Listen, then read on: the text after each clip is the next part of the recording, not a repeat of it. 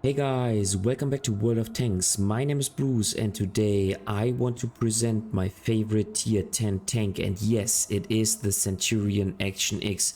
This tank has recently received some love from Wargaming and it is now one of the stars on tier 10. A tank that you should really unlock in your garage.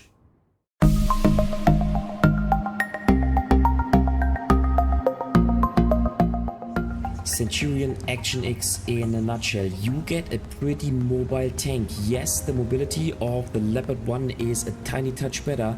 However, your mobility is awesome as well for a medium tank on tier 10. But compared to the Leopard 1, you get a significant advantage, which is the possibility of playing hull down. This tank has a decent gun depression alongside with a strong turret armor, and this combination makes this tank super flexible, so you can not only conduct precision sniping like in the Leopard 1, but you can also dominate a ridgeline in this tank. In addition to this, this tank offers a superb DPM, and let me show you what you can do with DPM alongside with gun depression and a hull down strong armor. So we take a shot onto the STB1. The STB1 is has a strong armor on the turret, but not so much on the upper hull. And now I get pushed out. There's the object 430U. I get a shot into its lower hull. He's trying to push me out, so I can play now hull down here on this corner. I can track him, and now as he is tracked, he doesn't get a shot because he does not have this amount of gun depression. The artillery helps me out, and with my superb reload I can even finish him off. So Centurion Action X, a mobile tank with a decent DPM, with a good hull down capability, with a strong turret armor, and yeah, the new star on tier 10. So let us quickly compare the Centurion Action X to the best tier 10 tanks in my opinion, to the E50M, because the E50M is also, just like the Centurion Action X, a medium tank with quite some strong armor. The STB1 because it is a ridgeline warrior, just like the Centurion Action X. The Object 140 because it is simply a superb combination of the stats, and then the Leopard 1 because this is the king when it comes to sniping. So firepower wise, take a look at this fantastic DPM. The only tank exceeding here is the STB1, but this tank has a superior DPM. 3000 is a fantastic value. Now penetration wise, also a superb value and comparable even to the E50M, and also just slightly less penetration value than compared to the Leopard 1. Look at the shell velocity about 1500, which is top in class alongside with the E50M and also the Object 140 and the Leopard 1. Gun handling. Yes, the gun handling of the Leopard 1 is a tiny touch better. However, the Leopard 1 does have worse dispersion values, and so the gun handling overall is absolutely comparable to the best tanks on tier 10. Now mobility wise, same spiel. Take a look at the power to weight ratio. So comparable to the other tanks, the STB1 is a tiny touch better. However, the top speed of this tank is also reduced. 55 is not as good as the Leopard 1, but it is a good value for a tier 10 tank. Now take a look at the armor value. 254 millimeters of armor on the turret is best in class, alongside with a pretty nice 120 millimeters of the upper hull, which comes into effect if you play hull down. Now take a look at the spotting ability. It has best in class view range alongside with the Leopard 1. The stationary camo is not the best one. As you can see, the other tanks, STB1, Object 140 and Leopard 1, are much better. However, if you compare this tank to the E50M, which is another, let's say, medium heavy hybrid, then this tank even has a better camo value compared to this tank. So all in all, I think you can clearly see why this tank is one of the best tanks and my preferred choice currently in the game. So due to those fantastic stats, I play the tank with improved ventilation, with the gun rammer, and then also with the turbos. So with this equipment setup, I actually reach a mobility which is slightly short of the Leopard 1, so I get a very mobile tank. But compared to the Leopard 1, I actually have some turret armor that I can use, and so I am a much more flexible tank because I can conduct sniping just like the Leopard 1, but I can also dominate a ridgeline, and I'm also a very mobile tank.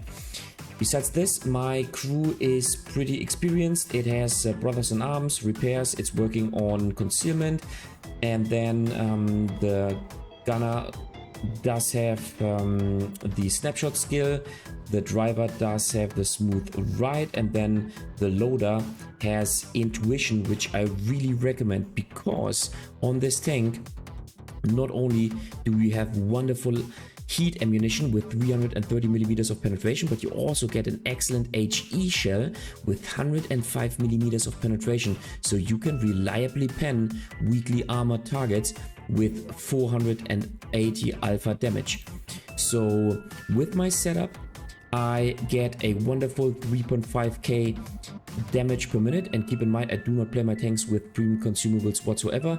268 millimeters of penetration, and yeah, overall a wonderful tank. Alright, here we are in the first game. We're spawning on Lakeville, and let's first of all take a look at the map and see what options we have. Spawning on Lakeville in the north with the Centurion Action X, you have several options because of the flexibility that this tank offers. So you can play hull down here because it offers quite some armor, but you can also go to the city, and this is in general my preferred gameplay because I think this is the more static gameplay, whereas this is the more dynamic gameplay. So most often, in my opinion, if you have won the city with your team, you will most likely win the game. So I like to go to this position, see what is going on, and then decide whether I need to retreat or whether I can advance to this position and make pressure here in the city. Alright, so that's where I want to play now. With the Centurion Action X, you actually do have the flexibility to also go to the valley down at the 2 lane, because you have the gun depression and you have the turret armor. At least if you can use your full 10 degrees of gun depression.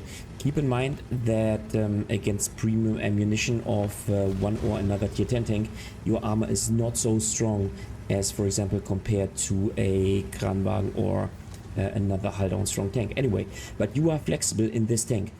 Now what I like to do is I like to go here, as I said, and knock down this tree, and then I simply wait here. I always want to get rid of this little vehicle there, and then it's simply time to wait. As you can see, the opposing Centurion Action X decided to go into the valley, which is not a wrong decision by all means. We want to make pressure in the city, okay, and simply wait until the other tanks arrive. And now it is critical to take a look at the minimap and see how many tanks of the adversary team are spotted, but then also what the composition of your team is. Okay, nice. The very first shot into the lower hull of the E50.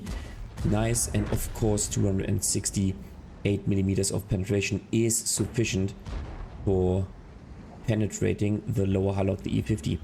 So looks like the Object 705 Alpha is not spotted, same as the T110E5. So maybe those tanks actually appear or will appear here in the city. Then there is the STB-1, a hull down strong tank, but this player might also have chosen to proceed to the city. Oh, as you can see, the T110E5 is down at the lake, so the okay, that was actually very bad timing. I thought that those tanks will would not appear on the 0 lane. This is why I advanced, but I lost quite some HP because I took a shot from the Object 705 Alpha.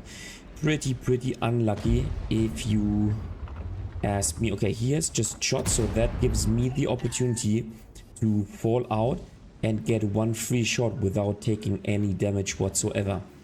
Okay, now I will simply wait until, okay, artillery can focus me here. Okay, so I need to move a little bit closer to the church here. I will simply wait until the object 277 takes another shot, and then I want to take one shot onto this tank without taking any damage. So let's see how it goes. Maybe, yep, E50M has made pressure. Object 277 has taken a shot, and oh, I eat a shot from the SCB-1 as well as from the adversary artillery. Okay, that kind of that is not what I wanted to see, and so I'm now pretty much down to being one-shottable, at least for quite a lot of tanks. That is pretty stupid. That is not what I wanted to see. All right, so I definitely want to fall back because yes, artillery is focusing this position, but you know what? Those tanks are focused down to the IS-4, and you know what? I think I can get free damage. So as soon as those tanks have shot, here you go, I will get a shot onto this tank. Nice.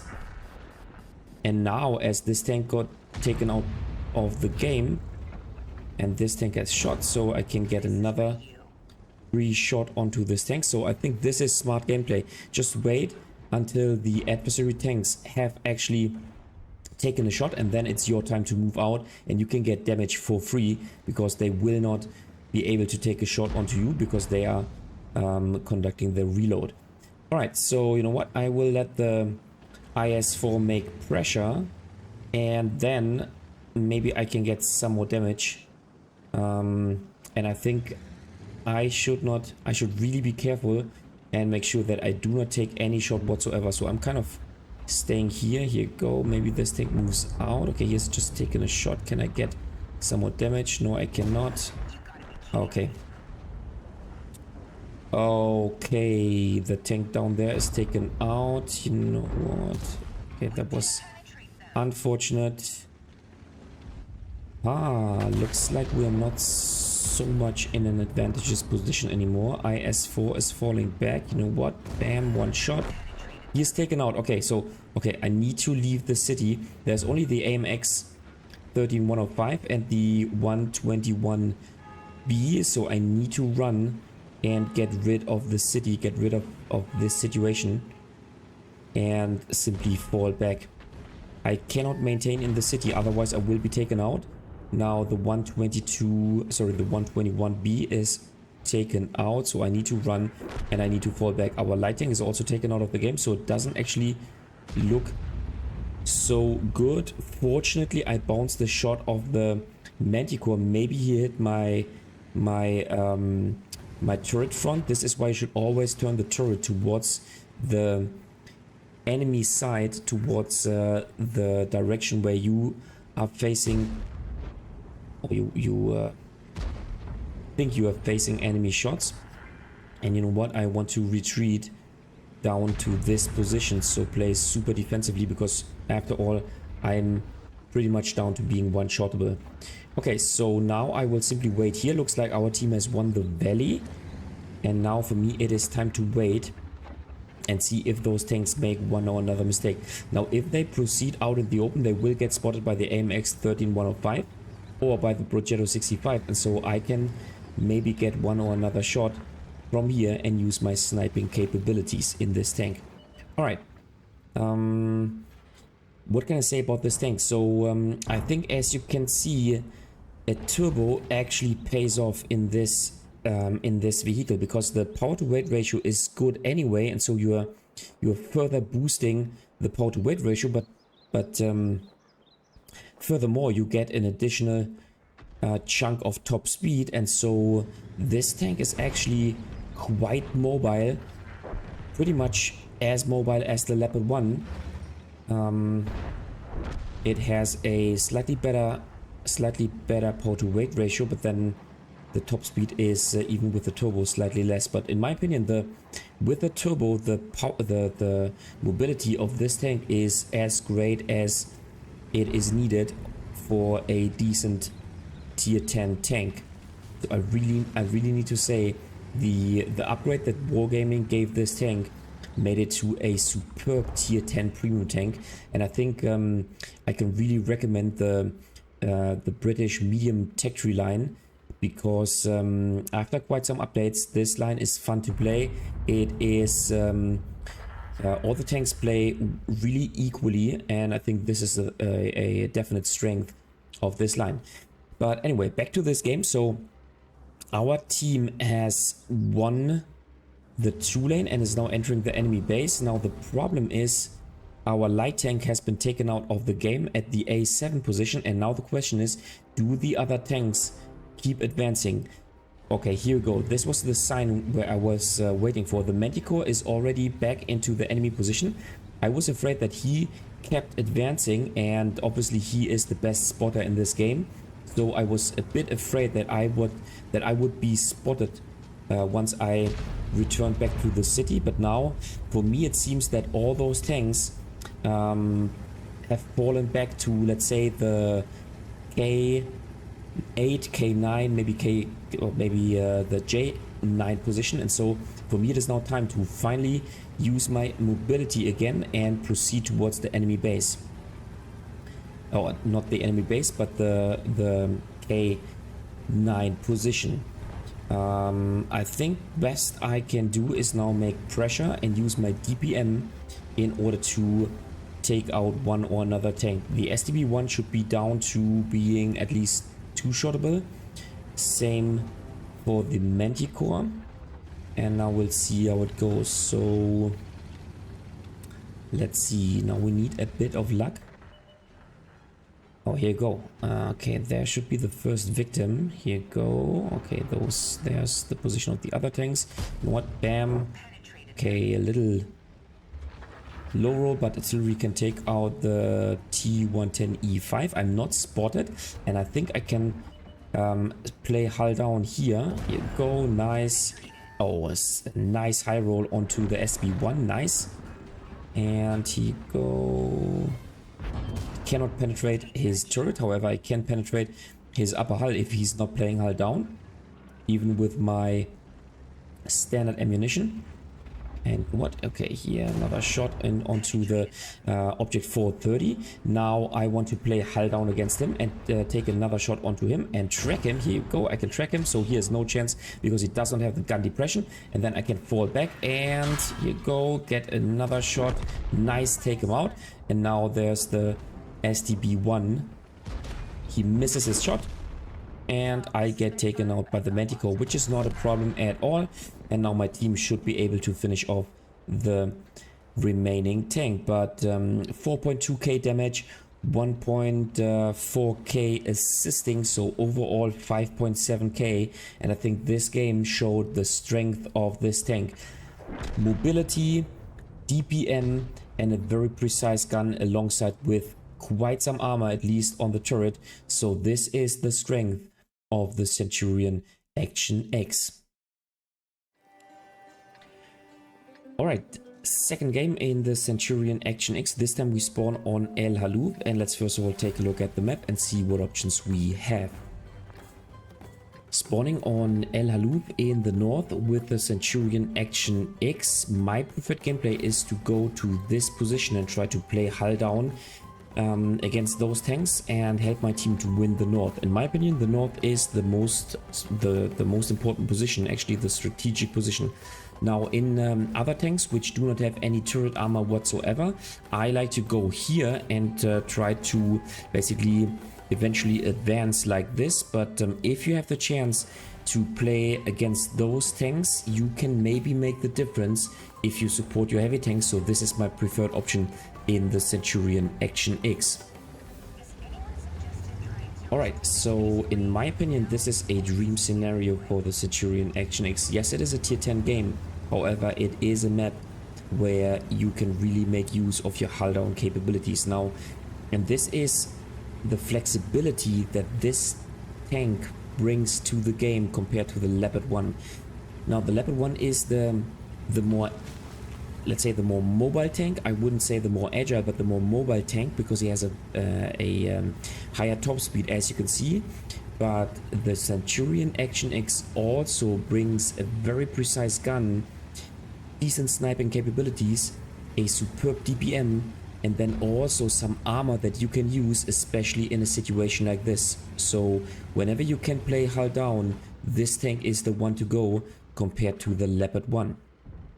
Alright, so let's see how it goes. We want to be patient. That is a thing you must have when playing top tier in World of Tanks, because you must not throw away your tank at the beginning of the game, and rather set yourself up in order to punish the adversary players once they make a mistake. So the question is, will they make a mistake? And will they advance like... Okay, here you go. There's a super conqueror. Nice. That's what I want to see. And bam. Okay, I wanted to track him. Nice. So he now has used his repair kit, and he cannot use it, at least in the next seconds. So is there another tank making a mistake? Let me see. Alright. Our team is making pressure in the south. Actually winning the southern flank, as it looks like. Okay, here you go. Next tank advancing. Nice. And 453. Nice.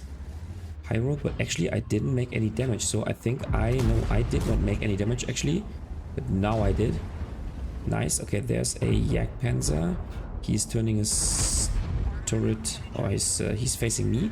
I wanted to hit his cupola, but it is very, very... Okay, and bam, nice. So that is the precision of this tank. A superb aim time. You know what?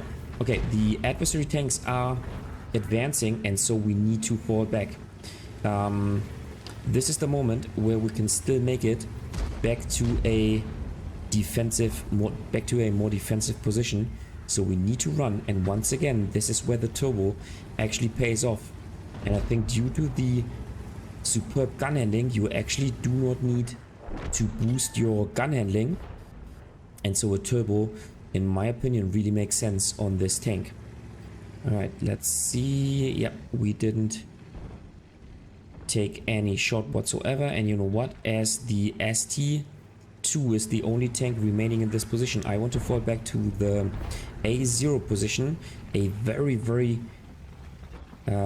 advantageous position if you want to defend your base. And you know what, let's try to make a blind shot. You know what, maybe to this position. Okay, I think this was not a hit. Anyway, let's fall back. And of course the Leopard 1 also made it back into this defensive position, because he has an even better mobility compared to the Centurion 1. The Centurion Action X. Alright, so let's knock down this tree to give us some additional cover. And now we simply wait until the adversary tanks will enter our base. Here you go. Okay, this is a shot I do not want to take. Maybe if he... Okay, artillery is focusing the Yak Panzer E100. Here you go, and bam, we can take him out. Nice. We're not spotted so far. Let me see, can we get a shot onto the lower hull? Maybe the side of the turret. Nice.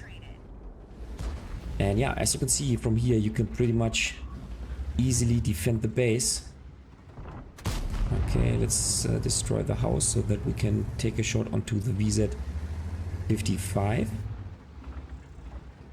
And as I said, like, having the opportunity or the ability to play hull down makes this tank so much more flexible compared to the Leopard 1. So bam, another shot, and yeah, this is once again a situation in which you can really make use of your DPM. So the combination of a precise gun alongside with good mobility, alongside with turret armor, really makes this tank fantastic. And I can really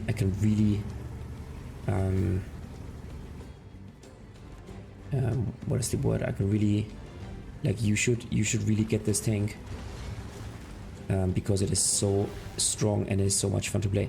Okay, so you know what? I think it is time to make pressure and kill the object 140. I will play a bit more aggressively now because I have still all my HP remaining. Bam. Nah, he is now a clip. Okay, but you know what? My actually doesn't have a clip because it's the CS63, but my reload time is lower compared to his, and so I can take him out. You know what? I will now out DPM the object 140, at least due to the fact that he has lost his a chunk of its HP. He's now already taken out, and we already got 3.4k damage. But you know what? There's a lot more to come at the end of this game. Little spoiler right here. Alright, so now it is time to simply rush into the enemy base and get some more damage. Fortunately, the object 268 is helping me out, and now I want to play not too aggressively. So let's take a look around this ridge line here. But it looks like the 121B has already fallen back into the adversary base. He's also not here. And okay, let's see how it goes. Okay, you know what? The Minotauro is spotted in this location. Looks like he is not trying to rush into the Jagdpanzer E100, standing still. And you know what? I simply want to decrease the range. Here we go. He's nice. That's what I want to see. Okay, the first shot does not pen. I want to proceed a bit closer so that he remains in my render range circle, and now I can simply use my outstanding DPM and take one shot after the other. This tank does not even... Actually, he does now fall back, but I can take one more shot. Oh, perfect. He doesn't fall back behind cover, behind the hill. That's excellent, and so I can simply farm him. Nice. That's what I want to see. And as you can see, in a very short period of time, you can really increase your damage like in only a few other tanks, simply due to the fact that this tank has an outstanding DPM.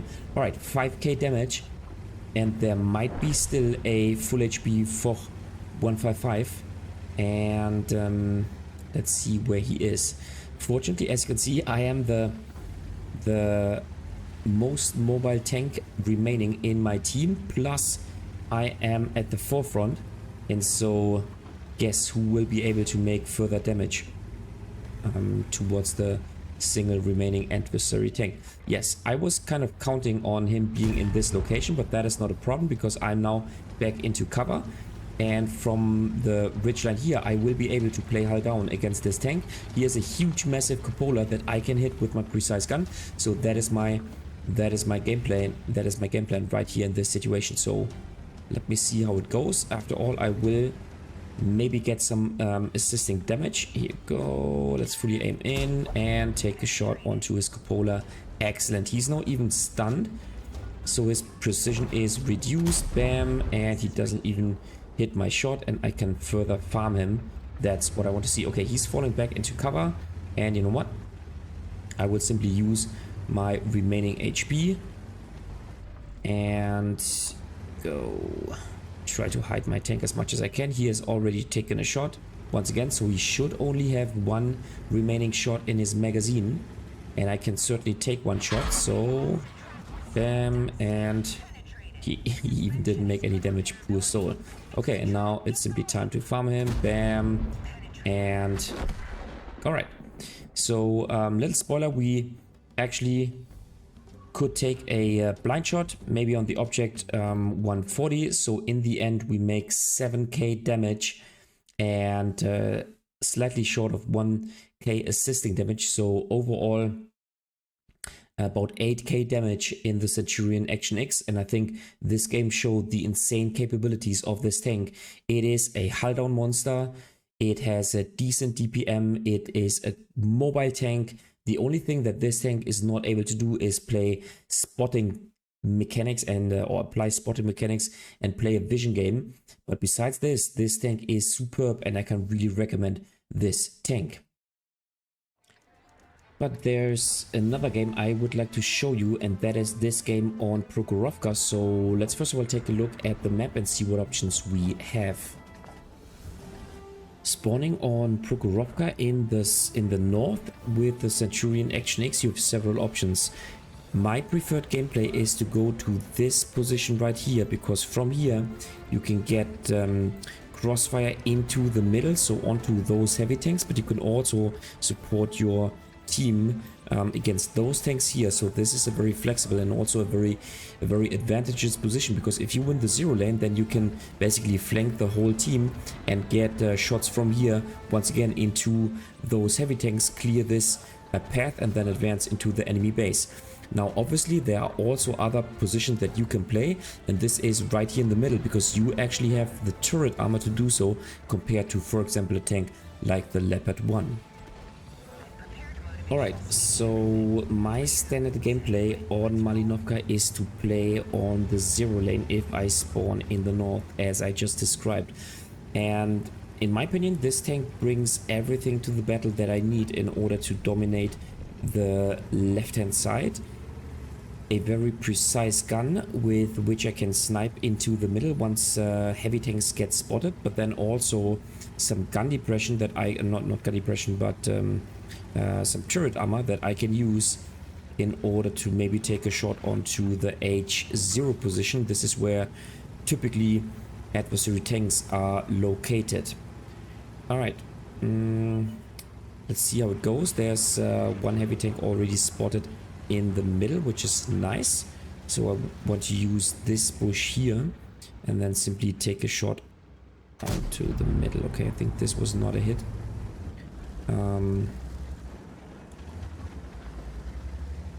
Okay, Leopard 1, what are you doing? Okay, so now I need the T110E5 to spot the heavy tanks. Interestingly, our E100 is not playing in the middle, but proceeding to the 2 lane. There's only one. There's the BZ75 of the adversary team playing on the 3 lane. So as there are only 3 heavy tanks in the enemy team, there's now not so many targets in the middle, in the 5 and 6 lane, where I can take a shot. Alright, important to notice is that there's one light tank. Unfortunately, our light tank has already been taken out. This is a tremendous disadvantage on this map, on this open map. And so, you know what, I think it is time to fall back and support my team in the middle. You know what, I want to go to the middle, to the maybe E4 position, and try to use my turret armor in order to peek out over the ridgeline and then maybe spot one or another tank. That is what I want to do in this situation. Meanwhile, our remaining tank, our Leopard 1 on the 0 lane, is covered by the Jagdpanzer E100, so I think we are set up. But we need to do something, because otherwise the adversary team with the adversary light tank will outspot our team on the 2 lane, and then we will lose the game within a couple of minutes. And so that's what I want to... That's what I do not want to see. Alright, so as I'm spotted, I waggle around a bit in order to not get hit by artillery. And now, let me see how it works. I will only... Okay, here we go. Nice. Bam. Okay, artillery hits me. That is not a problem at all. And now this tank is taken out and I get the first 1000 spotting. So, in the last game, I told you that this tank is not a good spotter. And yes, the camo value is actually lackluster compared to other tanks. But keep in mind, this tank offers quite some armor. So, I think it is a good balancing feature. However, the view range is excellent on this tank. And so, if tanks are driving around like the gorilla without being behind cover, then you can actually spot them on a decent distance. And so I think this position right here is actually made for a tank like the Centurion Action X, because if you only peek out with your upper hull, with your turret, then adversary tanks have a pretty tough time of penetrating your tank, and you can simply always again and again move out and spot the adversary tanks. Of course, the adversary artillery might focus me, so as soon as I get spotted, I reverse and then waggle around as much as I can in order to be unpredictable and not be an easy target for the artillery. Alright, of course I should also consider not to peek out at the very same spot over and over again, because if there are some, let's say some tank destroyers, for example the Jagdpanzer E100 loading premium ammunition, then my turret armor is not good enough to withstand such a hit.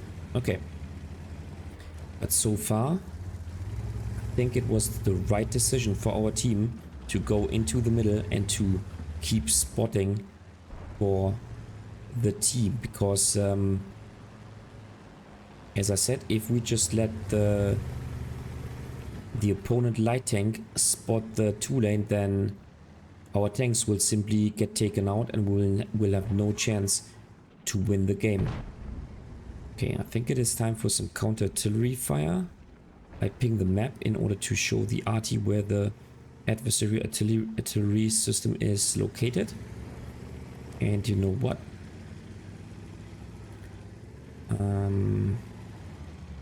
I think it is once again time to move out of cover. Now a trick that you can do is you can fall back into cover for a longer period of time, indicating your adversary tanks that you have relocated completely, and then they might advance, they might start advancing, and then after let's say 1 or 2 minutes, when you finally peek out again, you might be able to spot them. So that is a technique that you can also use in a game, or in a situation I should say, like this. So let's see if this actually works out. No. Okay, no. So far no luck. I want to evade artillery shots. There you go. Of course artillery is focusing me because I'm the only tank which is spotted so far by the adversary team. Okay. Yeah, our T110E4 got taken out instantaneously as soon as he advances, because the other tanks, the light tank of the adversary team is able to outspot those tanks, and they cannot play hull down, they cannot hide their lower hull, and so this tank gets taken out instantaneously as soon as he is advancing. Now I want to take a blind shot onto the onto this position. Unfortunately our team is retreating on the 0 lane, and so maybe we can get one more blind shot onto this position, but I think then it is basically useless because the adversary tanks might advance. Okay, so as our team is not willing to stay on the 0 lane and not play the 0 lane, I have to go back into the middle and then once again try to make a spot for our team. 2-4, the game is okay. 2-5.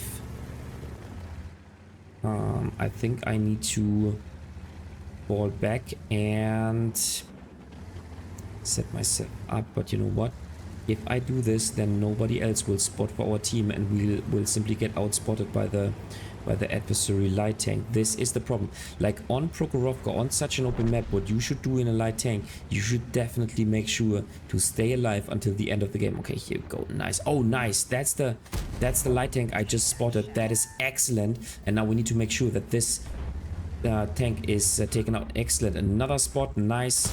Bam.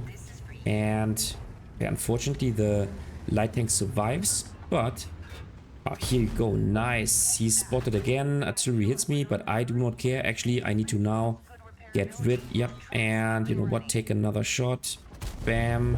I even spot another tank. Nice. Excellent. But now I need to fall back. Okay. So please make... Okay. Unfortunately, yep, artillery is focusing me. So, but you know what? 2.2k damage and 3.8k spotting damage is already a decent result. The game is on the losing side, unfortunately, but that's just how it is. Okay. Jagdpanzer E100 is making pressure, you know what? And oh, here you go. Bam. Oh, this shot did not hit. Here you go. Can we get another shot? No, we cannot. But you know what? As this tank, as the MVY is peeking out there, I think I cannot afford to stay in this position. So I have to go back to my previous position, and maybe I can spot some other tanks. So let's see how it goes. Maybe I should go... Right, it is a tough choice. 5 to 9. The problem is that our tanks got taken out. Now the artillery is focusing the Leopard 1, so he might also get taken out. I cannot spot any other tank, which is... this is really a tough game. 5 to 10. I think we will not be able to turn around the game. However, the question is, can we get more damage? And can we get more assisting damage? You know what? I will cross here. I will not cross here. No. You know what? I will stay here. Okay, Leopard 1 is also taking a shot. Tough game. Tough game. And you go. Can we get a shot onto him? Okay, now we take a shot. Nice. This was a nice snapshot. We take a shot left, right, and center, and I think the game is over. Because now those tanks can take a shot onto me. Yep, from left, right, and center. But you know what? I take it. 2.2k damage, 5k spotting damage. So I think this game showed the strength of a tank which has some armor, which brings some armor to the fight. And on maps like Prokhorovka, you can actually play in the middle and spot for your team, simply because you can afford to peek out with your turret armor compared to, for example, a tank like the Leopard 1. So all in all, I think this tank is decent. I really love this tank, and I think Wargaming has created a monstrous tank, not overpowered, but super strong. And I can really recommend to play not only the Centurion Action X, but also the tier 9 tank, also the tanks before this. I think this is a very fantastic, a very sweet tech tree line, and I can really recommend it. And the good thing about this tech tree is that the strongest tank, tier for tier, is actually on tier 10, and the Centurion Action X is so much fun. So you should really get this tank and put it into your garage. Alright guys, that was it for today with the video about the Centurion Action X. What do you think about this tank? Do you prefer such an hull-down strong tank compared to a tank like, for example, the Leopard 1? Do you like the British medium tech tree line? Just leave a comment in the comment section down below. If you liked the video, give it a thumbs up. If you hated it, give it a thumbs down.